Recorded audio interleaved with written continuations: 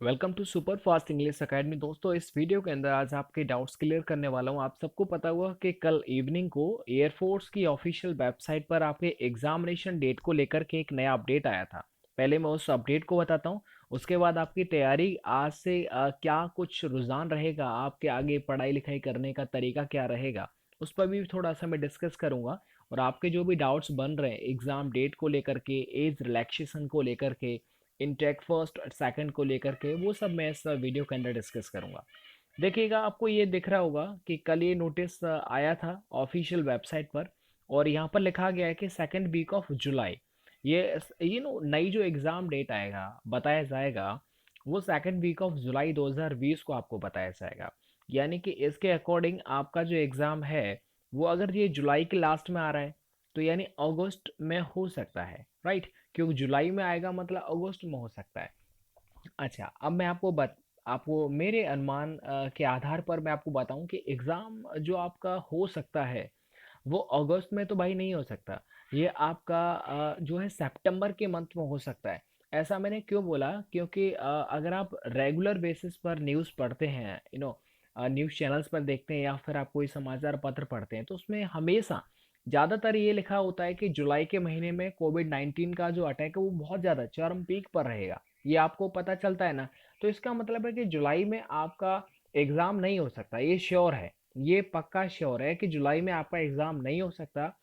Right, यहाँ पर जैसा लिखा हुआ है जुलाई में नहीं हो सकता, क्योंकि अगस्त उससे जस्ट आगे वाला महीना है, तो इतना जल्दी सारी चीज़ें कवर नहीं होंगी। आपको पता होगा कि कोविड-19 की वजह से रेगुलर बेसिस पर कितना ज़्यादा रोगियाँ निकल रहे हैं। तो ऐसे में आप ये समझ सकते हैं, खुद आप अपना स्वयं विवेक इस्तेमाल करें कि जुलाई में नहीं हो सकता, अगस्त में नहीं हो सकता, अगस्त में नहीं होगा एग्ज़ाम।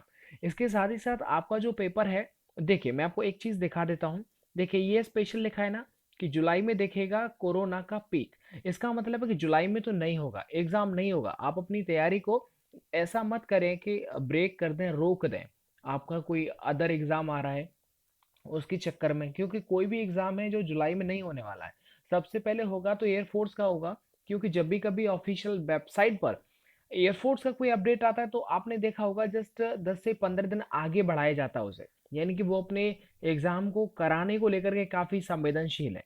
आगे देखिएगा, यहाँ पर भी लिखा है ना, 12 अगस्त तक नहीं चलेंगी नियमित ट्रेनें।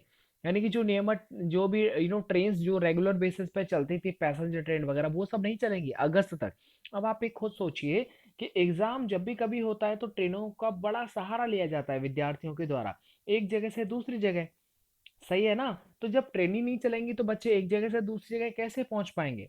तो अब आप कहेंगे सर, एयरफोर्स का तो अपने होम डिस्ट्रिक्ट में हो जाता है। ओके, लेकिन फिर भी तो अगर बच्चा कहीं अदर दूसरी जगह रह रहा है, बाइक की सुविधा नहीं है, तो वो किससे आएगा। तो ऐसे में हर चीज़ देखा जाता है। तो मेरा कहने का मतलब ये है कि जुलाई में आप अपनी पढ़ाई को स्टॉप ना करें। जैसे आप कंसिस्टेंटली अनवरत अब तक चल रहा है, वैसे ही आप आगे भी पढ़ाई करते रहें। इससे अगर आपने स्टॉप किया तो ये आप भूल जाइएगा आपका सिलेक्शन होगा। क्योंकि इस लॉकडाउन के दरमियान यदि आप सोच रहे हैं कि और कोई नहीं पढ़ रहा, सिर्फ आप पढ़ रहे हैं, तो ये गलत है। क्योंकि यूट्यूब का सहारा आज के टाइम पर बहुत सारे बच्चे ले रहे हैं। अच्छा, अब आपके देखिए मैं आपसे ये बोलना चाहूँगा, यदि आप मायूस हैं, एग्ज़ाम डेट जब आगे बढ़ जाती है तो अगर आप मायूस हो जाते हैं, तो आज आप एक प्रैक्टिस सेट लगाना मेरे कहने से। आज आप एक प्रैक्टिस सेट लगाना, कोई सा भी लगा लेना, नो दिक्कत। आप उसमें ये देखना कि स्कोर कितना बन रहा है। फिर आप उसे एनालाइज करना कि सब्जेक्ट वाइज रागा है या फिर मैथ है या फिजिक्स है या इंग्लिश है, उसमें आप कितना स्कोर कर पा रहे हैं। तो ये आप जब करेंगे तो आपको ये पता चलेगा कि आप कहाँ पर खड़े हुए हैं। अगर आपके नंबर कम आएंगे तो ये सच बता रहा हूँ, आप पढ़ाई करेंगे और ये टेंशन खत्म हो जाएगा कि exam date, exam date, exam date. उसके बाद अगर आपका जो भी एनालाइज रहेगा उसके आधार पर आप अपने रिवीजन जो है करिएगा। देखिए, आप अपने कोई भी हो सरकारी नौकरी अगर लेनी है तो उसे आप कोई भी गलती नहीं कर सकते, कोई फॉल्ट नहीं छोड़ सकते, बाद में आप पछताएं। क्योंकि देखिए, जिनका फॉर्म भर गया है उनका तो भर गया, उन्हें तो कोई टेंशन है ही नहीं। समझ में आया ना। अब जो इंटेक 2 आएगा उसके भी फॉर्म भरे जाएंगे, और जहां तक मेरा अनुमान है दोनों का एग्जाम एक साथ हो सकता है। जब दोनों का एग्जाम एक साथ आए होगा तो रिजल्ट भी एक साथ आएगा, राइट ना। और आपका अब बात रहा एज को लेकर के, तो एज रिलैक्सेशन मिलना मेरे अकॉर्डिंग एकदम स्वाभाविक है, क्योंकि यहाँ पर बच्चों की भी कोई मिस्टेक नहीं रहा है। क्योंकि आपने बहुत सारे अलग अलग एग्जाम में देखा होगा, जैसे आपने एक बार देखा होगा ना, यूपी प्लस का एग्जाम हुआ था, तो उसमें उनकी वजह से एक साल भर्ती नहीं आई थी, तो एक साल बाद यानी उनकी 1 ईयर का रिलैक्सेशन जनरल वालों को दिया गया था। तो ऐसे में अगर ये मिस्टेक अगर हो रही है, तो इसमें बच्चों का नुकसान न हो इसलिए उनका एज बढ़ा दिया जाएगा, ये मेरा अनुमान है। तो आप बिल्कुल टेंशन ना ले एज को लेकर के। और जिनका फॉर्म भर गया वो तो खैर सोने पर सुहागा, icing on the cake, but वो इस ऑप्शन को ना जाने दें। अगर आपने इस ऑप्शन को जाने दिया मतलब आप बहुत बड़ा गलत कर सकते हैं, और पढ़ाई लिखाई नहीं करेंगे तो मेरे बाबू टेंशन बढ़ेगा।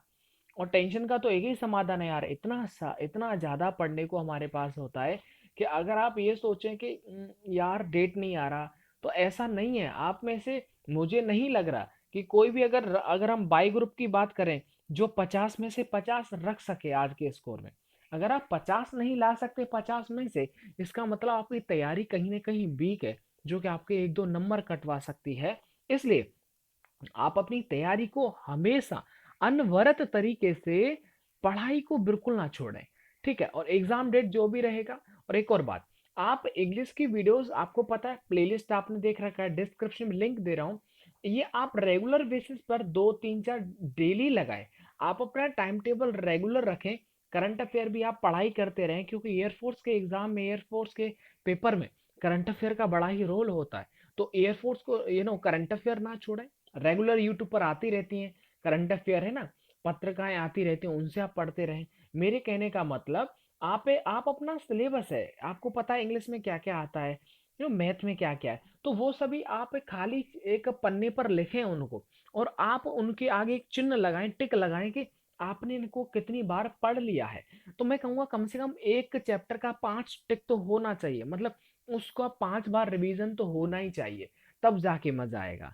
और जो बच्चे ये कहें कि गुरुजी हमारा मैथ अच्छा नहीं है, इंग्लिश अच्छी नहीं है, तो मैं, जो मेरा अनुमान है ना, मेरा अनुमान यही कहता है कि आप अगर किसी भी चीज को बार बार पढ़ते हैं, चाहे वो मैथ, इंग्लिश, हिंदी कुछ भी हो, तो वो चीज आपकी होने लगती है, मतलब वो आपके समझ में आने लगती है।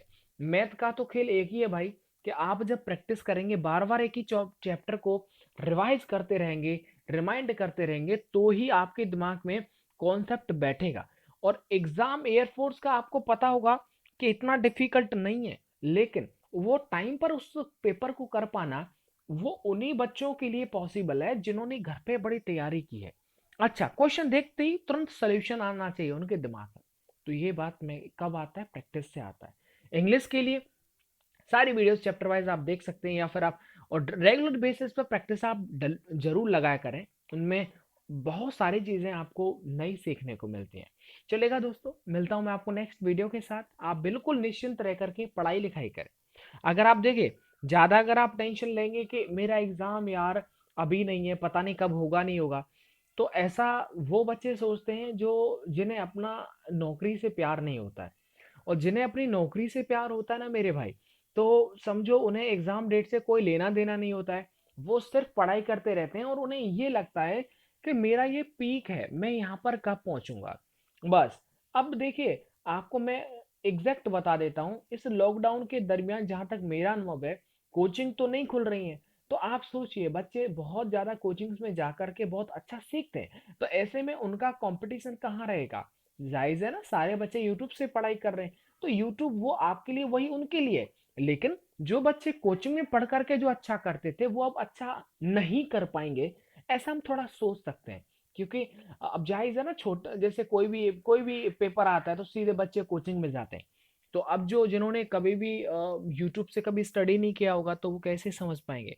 इसलिए आप निश्चिंत रह करके पहले प्रैक्टिस सेट लगाएं, रेगुलर बेसिस पर एनालाइज करें। यदि आप नए सीख रहे हैं, नए अगर पढ़ाई स्टार्ट कर रहे हैं, तो पहले प्रैक्टिस सेट आप आज लगा लीजिएगा, कल से मत लगाइए। आप चैप्टर वाइज पढ़ करके उनके प्रैक्टिस सेट आप लगाएं। उसके बाद आपको ये पता चलेगा आप कहाँ पर खड़े हैं। क्योंकि आपको पहले तो आता ही कुछ नहीं है, और फिर आप प्रैक्टिस सेट लगाएंगे तो स्कोर कहाँ जाएगा, कहीं पर नहीं। तो ऐसे में आप डिमोटिवेट हो जाएंगे। तो पहले नॉलेज का होना जरूरी है, उसके बाद ही तो आप इसमें से कुछ निकाल सकते हो।